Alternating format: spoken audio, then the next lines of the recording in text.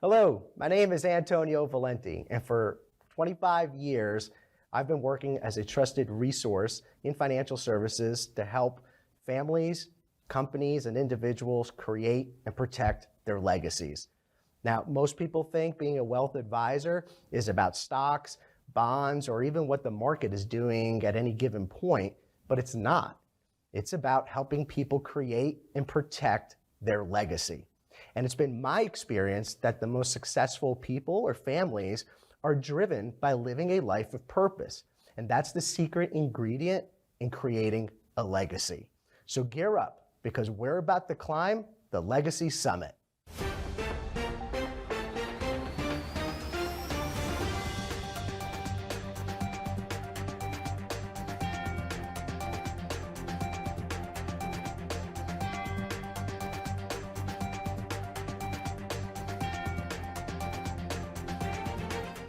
Friends, thanks for tuning in. This is episode 5, Emilio. Episode 5 of the Legacy Summit. It's got a nice ring to it. And as a reminder for our first-time guests, though I'm a wealth advisor here in Dallas, we're servicing clients across the country.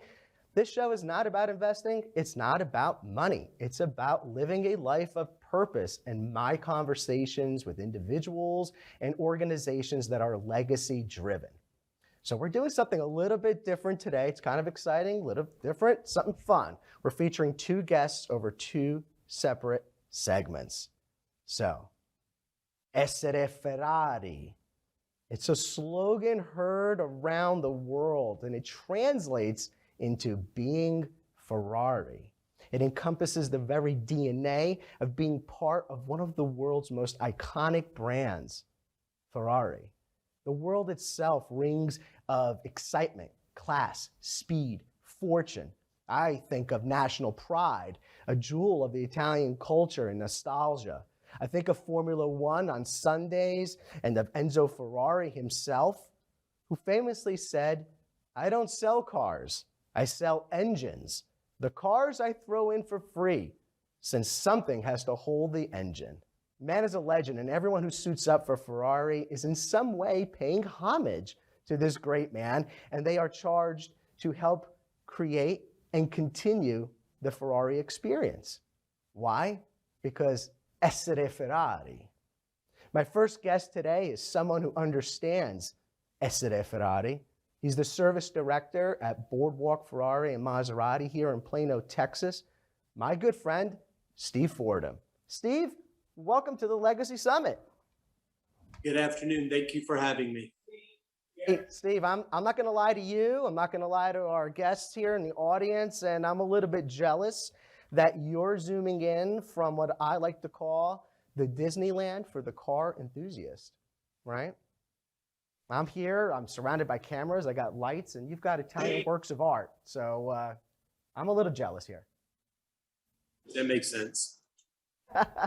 Hey, Steve, tell us a little bit about Boardwalk Ferrari and Maserati. Sure. So Boardwalk Auto Group actually purchased Ferrari Maserati, the Maserati store, back in 2004. The best way to describe it is Boardwalk Ferrari Maserati is among the top performance-oriented dealers in North America. We do racing events, owners rallies, concorsos, lifestyle events. We provide clients with the full Ferrari ownership experiences that are second to none. I came on board in 2012 when we were a small shop. We had 3 technicians, 1 advisor, and maybe 8 to 10 cars in the shop at any given time. Fast forward 12 years later, we have 4 advisors, we have 10 techs, 4 valets, 3 parts department people, and well over 150 cars at any time. So we've had some significant growth in the past 12 years. Y'all just went through a refresh too, right? Because the showroom is amazing. It is. Ferrari is constantly upgrading the look, the feel, the smell, and we did a little bit of work there, and it's quite impressive to see. And an outstanding job, truly, an outstanding job. Hey, Steve, so we're both in the business of service, quality, client experience. When it comes to Ferrari, Maserati, how important is service to the customer? So it's interesting you asked that. It's come up a few different times in the past few weeks. The difference between customer service and customer experience. Customer service in my mind is when someone does something that is expected. Hey, would you please get me a coffee? A coffee is provided. We try to do the customer experience. We're doing our best to provide solutions to clients and owners before they even realize they have a need. So it's super important. At our level, our clients and friends are really expecting, solutions at this level, not excuses. Yeah, absolutely. Absolutely. Talk a little bit about your experiences of going back to Maranello. If you don't know, this is the home of Ferrari back in Italy. And I know you go there multiple times a year. What does it mean in terms of, both delivering and maintaining the Ferrari experience for clients? Sure. So I'll quote Vincent van Gogh. He said, you have to first experience what you want to express. So Ferrari has a program called the induction training or induction meeting, where you literally go to the factory, you visit with each individual department manager and walk through each individual department within the factory. Takes several days, and it allows you to get that one-on-one. Now, what does that have to do with the experience and such? It allows you to understand why everyone wants a Ferrari, why everybody wants in the family. And we do our best to even facilitate owners going back to the factory. That way that they get to, experience it. And again, you just respect the brand so much more. Absolutely. It feels, you get chills, right, when you're there. And if you're there on a Sunday, you know this, and Formula One wins, the ringing of the bells, right? That's a good ringtone on our phones. It's a big deal, not just at the factory, but all around the entire city. It's impressive. It's something to experience. Yeah. Steve, you've won multiple awards. I'm looking at some of them here, and I know you don't like to brag. Maybe I'll brag for you. But I know you and your team, they've worked tremendously hard for your clients. What do those awards mean to you and your team? So it's funny. We don't actually do it for the awards. The actual award is the daily interaction with our amazing clients. But, it's really about the appreciation that we get from when we provide a service to our clients and owners. Interacting with owners during, like, for instance, the rally where we went to Maui, experiencing amazing wines together for the first time, helping them understand what the Ferraris are truly capable of, like at Motorsport Ranch. There's really nothing better than that. Absolutely. Absolutely. And Steve, you're not just, the service director there. You're also the president of the Dallas-Fort Worth chapter of the Ferrari Club of America. It's a great organization. I'm part of it. Tell our viewers a little bit about the club. Well, so Ferrari Club of America was created for and by owners who wanted more from their ownership experience. Here in Dallas, for instance, the DFW chapter, we've created well over 90 events a year, ranging from Sunday morning drives, wine dinners, weekend excursions, car collection tours, F1 watching parties, like you mentioned earlier, president's lunches, car clinics, and many other member-only events. As the chapter's been growing, we've increased the number of women that are getting involved, the wives, the girlfriends. Yep. It's not uncommon for there to be an event where the men aren't invited, but then that in turn translates to couples events, and then in turn the whole family is showing up. So we've really evolved, the club locally. Yeah, I know I've always had a lot of fun. We went to, we did the Haunted Mansion experience or the Haunted Hotel experience. That was a lot of fun. Watching the races is just a wonderful experience. It sort of enhances the Formula One experience. But y'all just this week, y'all were just in Austin on the COTA track. Is that right? That's right. We actually took a group of owners down. We drove the back way down. We spent Friday, Saturday, and Sunday at Circuit of the Americas, not just in hospitality, but literally getting our cars on the track and doing some owner pace laps. We've had some owners that were test driving cars. We had some owners that were actually given rides in some of the race cars by the drivers themselves. I mean, talking about experience, it's just not something you do just walking in off the street. Yeah, I was jealous because I couldn't go because it's earnings week on Wall Street. So we missed you. Thank you. Thank you. So when I think about the experience, right, what we're talking about here, part of the club and Ferrari Chat, this is part of the Ferrari lifestyle, right? This is part of the experience. It is. It is. I tell you, a lot of people think they buy the car. It doesn't just sit in the garage. It goes to different venues. It allows you gateway into different relationships that you just would never have. One of those relationships that we have is with the Collin County Children's Advocacy Center. I think we've been working with them for well over 20 years. We've been doing annual toy runs. Yeah. We support their Auto Motivated for Kids car show. Yeah. They have some pop-up events. Members want to give back and support what it is effectively an amazing organization that makes a difference to so many people. Absolutely. The Children's Advocacy Center, they were our first guest. They were episode number 1. And I know a lot of our viewers got involved, and, we helped to let folks understand how great this organization is and how they can get involved. And I know the Ferrari chapter does a lot. The toy run is a really great experience. It just really does show a lot about the ownership of Ferraris and how they want to just give back to, the community. It's awesome. Steve, you probably thought, right, that I was going to let you out of here without talking about one of your famous talks, okay, which is finding a way to say yes. Okay, this is a great video. It's out on YouTube, but it's a great little segment that you put together. Tell us about the philosophy. Tell us where it came from. What does it mean? Why is it important?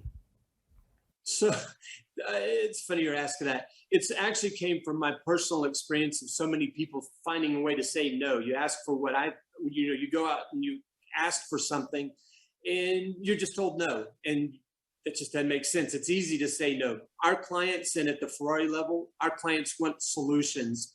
As the experts in the industry, we have access to the tools. So if we don't find to say yes, well, owners are going to go somewhere else. They'll find someone who'll try, and they may not actually be qualified, but they try, and it ends up causing more problems. So we owe it to our clients to think outside of the box, finding a way to make it happen. And that's one of the interview questions I have with pretty much each employee that I've hired in, is that I tell them to be a team member, you have to be able to naturally find a way to say yes. It's easy to say it in an interview. It's easy to say it for a few days, but if you're the one who says it's too cold outside, it's too wet, I'm tired, I'm about to go to lunch, I'm coming back from lunch. Yeah. Clients want solutions, and finding a way to say yes is thinking outside the box, making that happen. Absolutely. That all goes back into the experience. Steve, one last question. I know you're busy. I know you got to get back to different things there at the dealership, but there are a lot of people watching this show. Some of them own a Ferrari, Maserati, and some of them don't. What's your message to each of those groups? To those that want to, never give up. To those that have one, keep coming back for more. I love it. I love it. All right, I lied to you. Okay, so success is a team sport. Okay, I've been there many times. I've met many of your staff members. We're friends with a lot of them. But who would you like to give a shout out to in this video? Thank you for asking. So Ponta, first and foremost, my fiance, for supporting me over the past 10 years as we work and grow. Hasn't been easy, but she has been there through it all. Secondarily, Ken Ambrose, the president of Boardwalk Auto Group, for giving me the opportunity to do what I do, giving me the ability. He's been a great leader and has been available to give truly sound advice. And last but not least, the entire fixed operations team for trusting in my leadership, my vision, and for allowing me to lead us to be the very best in the industry. That's awesome. That's awesome. Steve, you are great people. I'm proud to call you a friend of mine. I enjoy all our conversations, whether I'm at the dealership or it's Formula One Sunday or it's an event with the club. It doesn't matter. I always appreciate your time. I always appreciate our conversations and our friendship. And thank you for making time to be here on the show with me today. Thank you again. Thank you. You bet. Okay, folks, we are going to take a quick break here. And then when we come back, we're going to talk about a really cool, game-changing, AI-based company that is looking to break the cycle of illiteracy. You're not going to want to miss this. So stick around with us at the Legacy Summit. We'll be back in just a minute. Experience. It makes all the difference. The Penn Valente Group has decades of experience in navigating clients through various market cycles since the early 1980s. We have the experience investors need to help make the right decisions when it matters most. We invest our time in building strong relationships with our clients. This leads to better outcomes for our clients. Investing for the long run is the right advice, but it ignores basic human nature. The fear and greed cycle leads investors to buy high and sell low. We help our clients become informed investors by maintaining the highest standard of care with consistent communication regardless of the market's direction. We act as the voice of reason with realistic expectations for how markets actually behave. Over shorter periods, market returns have a very wide range of results. Over longer time periods, outcomes tend to center around long-term averages. History matters. We don't panic during times of market stress. Big drawdowns in the stock market have been a common occurrence, and we understand that's typically when our clients need us most, and the manifestation of our work together will likely be most evident. We prefer preparation over panic and understand that though diversification is key, it is also hard. Why? Because true diversification means holding underperforming assets. If everything is working, it means your portfolio is not actually diversified. With the knowledge of behavioral biases such as loss aversion, we understand that losses are more painful than gains are pleasing. The math behind diversification makes sense, but its psychology can be troubling. Experience, it makes all the difference, and that's peace of mind for our clients when it matters most. Give us a call at 214-373-2925 or find us online at pennvalentegroup.com. Let's see how our experience can help you better achieve your goals and enhance your family legacy. Okay, friends, we are back. Thanks for sticking around for part 2 of the Legacy Summit. If you're just tuning in for segment 2, again, my name is Antonio Valente. For the last 25 years, I've been working in financial services as a trusted resource to help families, individuals, and corporations protect and create their legacy. Again, I said it earlier, I have to say it one more time, that most people think being a wealth advisor is about stocks, bonds, or what the market's even doing right now, but it is not. It's about creating and protecting, helping individuals have their legacy, okay? And that's what this show is about. It's about legacy. I also said earlier on the show that we're doing something a little bit different today, that we are featuring 2 different guests over 2 different segments. And before I said on the break, my next guest is the CEO of an early development company that has its goal set on changing the world through reading. That company is Edsoma. Kyle Wallgren, welcome to the show. Hey, thanks for having me. Man, so something I just found out is that you just flew in to Dallas last night from India? Dubai. I was in India the week before. Okay. So I got in from Dubai. Dubai, London, Dallas. Unbelievable. And you came in a day early to be on the show. To be here, yeah. It's amazing. I appreciate it. I appreciate you. I appreciate you. Tell our folks what Edsoma is. So Edsoma is a voice recognition technology that identifies weaknesses in readers. I created it during the pandemic. Like so many people, were disconnected from our loved ones. For me, I had moved to America on an E2 investment visa, so 2 of my kids were back in Canada, and I went over 18 months without being able to see or hug or kiss my children. And one day my daughter asked me to teach her how to read, and I realized I couldn't do it. So I thought that, being 2020, there'd be an app or a software that would help, parents teach kids that couldn't read, and there wasn't. So I decided to sell my business that day and try and make an impact and help be able to provide a tool for parents or non-readers to be able to help their kids to read, because literacy is ultimately the gap to success and the opportunity for what your children are going to have in their future. So I agree 100%. And so the story behind Edsoma is really your passion for reading, for families, for creating quality time within the family unit. Is that right? Yeah, very, very unexpectedly, it did become a huge passion of mine.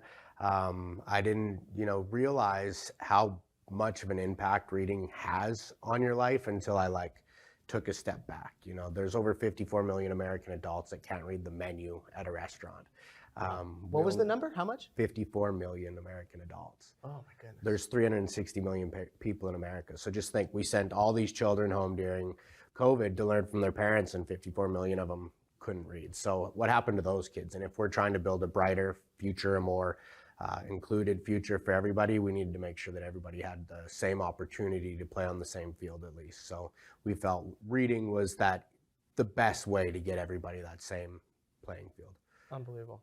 I mean, it's the common thread in education, right? Yeah. It's the common thread. Kyle, I love Edsoma. I love what it's doing. And we're not really talking about a concept here, right? I mean, Edsoma is live. It's out on the Apple iTunes platform. It's out on Google Play, right? In fact, Emilio, we've got a video. Let's drop it. Let's play that video here right now.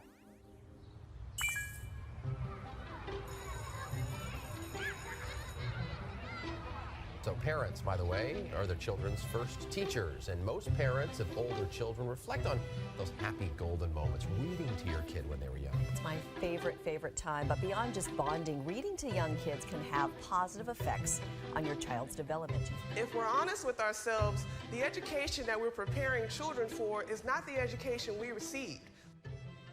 Edsoma will be the future of education.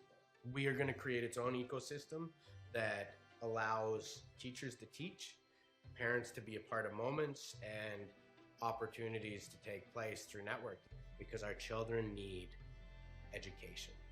And if you do anything to help your child, how about doing anything to provide tools to children around the world to have a head start? Kyle, this is a great story here. I mean, this video is, it touches you right in the heart, right? I mean, when I watch your video, let me tell you what I'm thinking about. I'm thinking about when my daughter, who's going to be 16, when she was 4 or 5, and all those experiences I had reading with her late at night, after school or after work. I'm not going to lie, I kind of miss those days sometimes, maybe. Sometimes, but really, I think about Jonna, that's my daughter's name. I think about her reading skills and how much her reading skills helped her to advance in school. Whether just like exams or whatever, even outside of school, reading was fundamental part of my daughter's success. It's really fundamentals of everybody's life. And, some of my favorite moments thinking back to my childhood was like my grandma reading to me as a kid, and I just think like bringing family back to the forefront was super important. And, one of the things that kind of pushed me over the edge outside of my experiences that I was going through is during that same time I asked a friend who was in the military, what do they do? The government's got to have a way for you to stay connected with your kids. And when he told me that they gave him a box of used books and a video recorder and told him to read and send the thumb drive home, it just like broke my heart. You know what I mean? So how can we ask the people to defend our country and we can't take care of them, just to give them that moment to know that they're still involved in the journey of reading through their family's life, I felt like would be so important that, if we could give that back to just people around the world, that we can make family important again. Absolutely. So you've got great articles here written about Edsoma and about your passion behind reading, right? I mean, you're clearly making a buzz in the news world out there. I've got a couple articles here. I just want to share just a few of them, right? So a quote from the New York Times Weekly, Edsoma changing the future by instilling quality reading culture in children and adults, not just for children. Disrupt says Kyle Wallgren is disrupting the education app market with Edsoma. And the Silicon Review says Edsoma is on the cusp of revolutionizing the future of education. Yeah, those are pretty big words, and it's overwhelming. We just got back from Oxford University, actually, where I gave a speech to 6,000 educators. For me, it's totally crazy. I got kicked out of school in grade 9. You know what I mean? I hated school because I couldn't read. I was bullied. I was tormented. I suffered through that. And in school, I got out of as fast as I could. Yeah. So to go back and talk about reading to educators in one of the most renowned universities in the world, just totally something I never thought I would do by any means. It's unbelievable. So your challenges in your history, the challenges of reading, ended up being your launch pad for trying to create the change in the world. Yeah, it's when you, like I said, when you dive into it, it's so much bigger than what you really understand. There's some articles that I read that the U.S. predicts how many prison cells they're going to need in 10 years based off third grade literacy levels. Oh my goodness. So if you put that out, it's really scary. And then like when you dive into the problem just a little bit deeper, 87% of incarcerated people, if you take the incarcerated population and increase their reading levels by 2 grades while incarcerated, they go from an 87% chance of coming back down to an 18% chance. 87 to 18. 87 to 18, just by increasing reading levels by 2 grades. The average in the imprisoned population is about 2nd grade, so taking it to a 4th grade, can change so many people's lives. It changes GDP in America by $2.2 trillion a year. Absolutely. So reading is just like the underlying need that everybody must have. The cost savings on a national budget or state budget or county budget, whatever kind of, budget in reducing population of incarceration has got to be enormous. It has to be. To me, it's like a no-brainer. Why aren't we doing this? Why aren't we making it more of a priority? Obviously, private prison systems is big money. You know what I mean? Sure, So yeah. I guess I can understand it from one standpoint, but my goal is to make the world a better place. Your show's about legacy, and I just want to leave this world knowing that we did everything we could to try and make it a better place for my children, my grandchildren, and their children. So That's why we do what we do every single day. I saw some of the statistical data. I'm looking at some of the numbers right here. I heard some of the stories from the test market on the app. The app is highly effective. It's doing what folks need it to do in the sense that it's making kids read. They're reading more. How does the app work? So we created a video streaming platform to keep people connected. Was originally how the concept was for me to read to my kids, right? After some friends getting their hands on it, they're like, hey, this is bigger than what you think it is. We started like identifying the data throughout the reading. The age-old question of time. You ask your kids, hey, did you read tonight? Or a teacher put some kids into the hallway. Did you read your book? The answer was always yes, but there was never any way to back it up. Now, because we use voice recognition to do the analytics, we can tell if you're reading. You know what I mean? You send a kid to the room, hey, you need to read 20 minutes, and 20 minutes is all it takes. 20 minutes, 8 months, you increase your grade level. Yep. It's really easy. Let me reword that.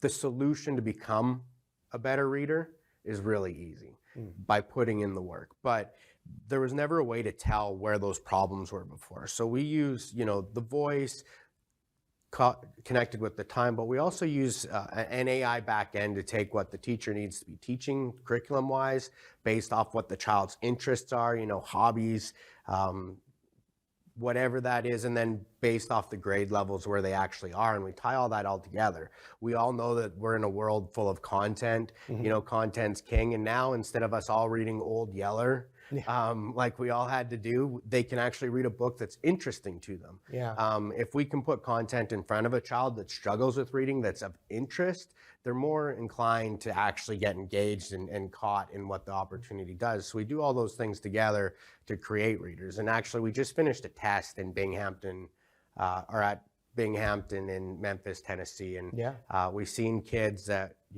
hated reading. They were being forced to read, and they're averaging 3 to 5 minutes a day. By putting the right content in front of them based off the right grade level, we're seeing those same kids become real readers. They're averaging 22 to 25 minutes a night. And one of the things that we found that was so interesting that we were totally not expecting was the time that they would log in. For somebody like myself that suffered from reading, I understand the embarrassment, but all of a sudden we started seeing these kids, 7, 8, 9 years old, logging in at 10, 11, 1 a.m. when all their friends were asleep. It was an opportunity for them to go and practice on something without being embarrassed. And the thing with our app is, as they read, the words turn green. Yeah. You know what I mean? Giving everybody that instant gratification, which we all know society has come to need. You know what I mean? The like button on Instagram or the like button on Facebook. Now it's the green words in line in the mouse. And these kids are getting that instant gratification, knowing they're doing a good job.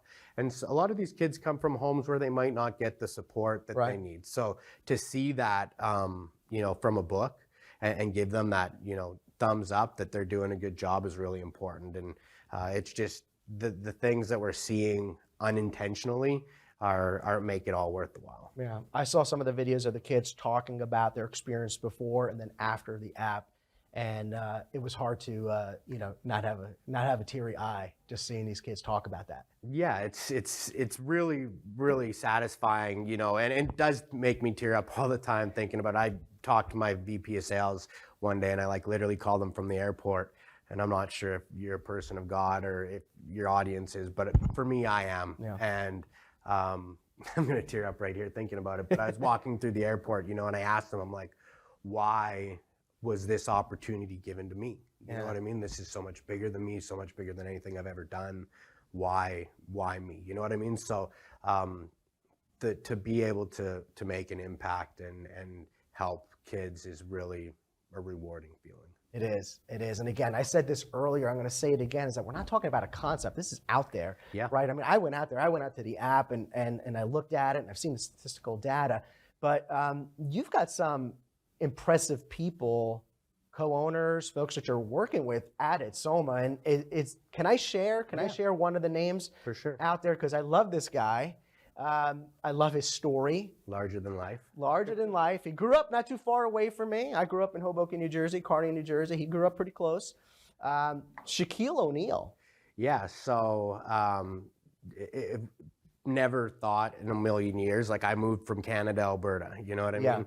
A little town of 3,500 people. I never thought that I would, you know, wake up one day and be partnered on a business with Shaquille O'Neal. But I truly believe that every shot not taken is a goal that you miss, you know, however Wayne Gretzky worded that. Yeah. But my VP of sales, his name's Vaughn. He's a huge basketball fan, and he's like, one day we're in the airport, and he's like, that's who we need to get in. It was a Shaquille O'Neal commercial.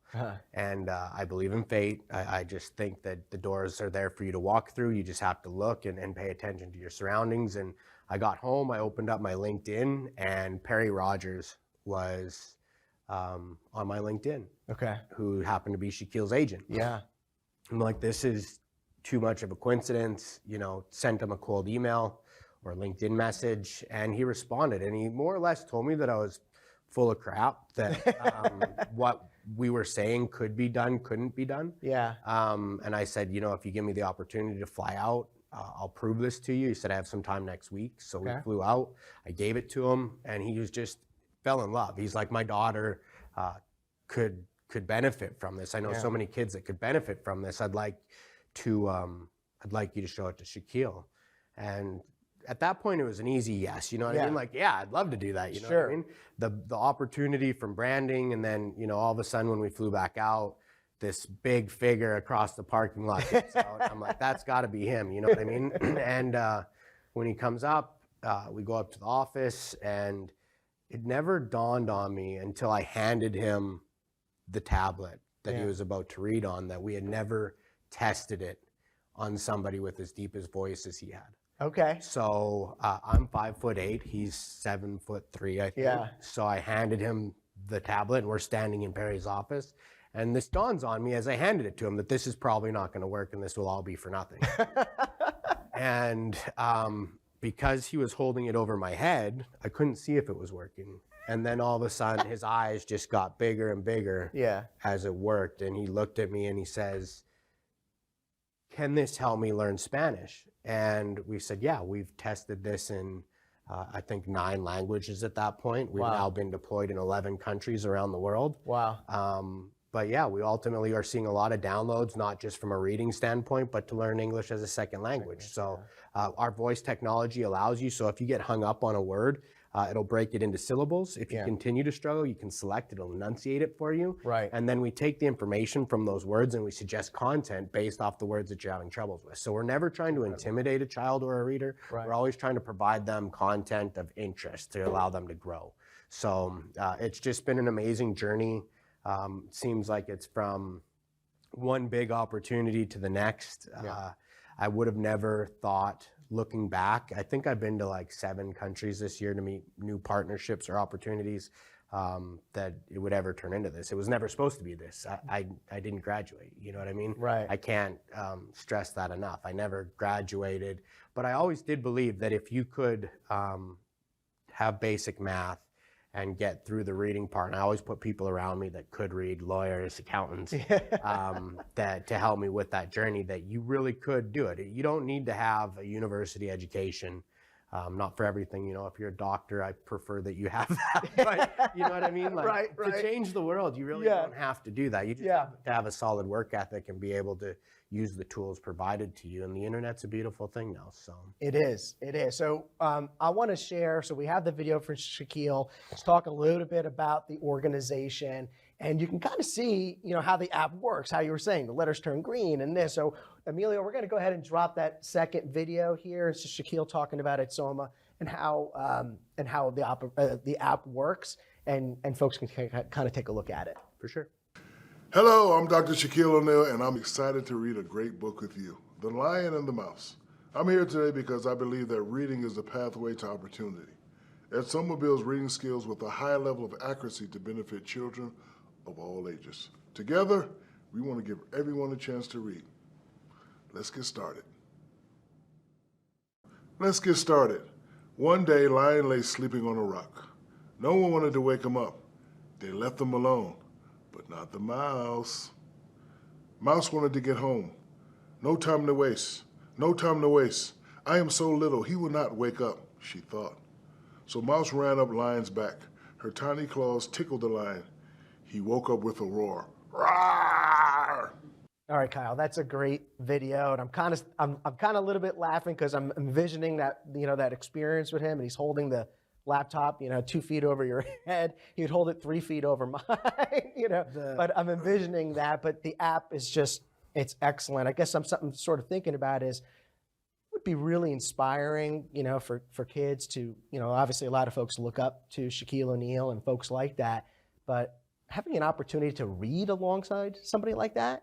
So we're actually rolling out a program called Live Library. I don't even know if I've told you about it yet, but it's a product or a program where sports athletes or authors or maybe your favorite influencers will be able to go onto our platform and read their favorite books to their audiences. So we felt like, you know, because of the way the world is and a lot of stuff's done through text, we often miss the meaning behind something. So we just wanted to be able to put that opportunity to go back and hear it from the original mouth or the original author, or maybe even, you know, the person doing it. So, you know, and you can see when Shaquille reads Lion and the Mouse, it's very animated. You know? I mean, this is a big human with a lot of expression. And we just want to be able to put those joyful moments back in. And like you're saying, not everybody's going to get the opportunity to meet somebody this big in their life, but to hear a story read by, you know, maybe your favorite athlete is super cool. And we're actually